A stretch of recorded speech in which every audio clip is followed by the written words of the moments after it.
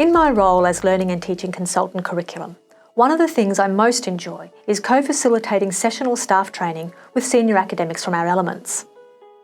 My open class session is going to draw on that work with new sessionals as we explore ways to prepare an active small group class.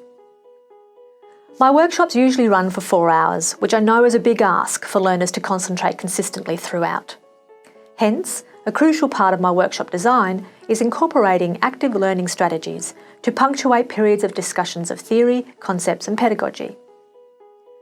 I use active learning strategies to both communicate content and model how we can engage our learners through authentic experiences that promote deep learning and memory formation.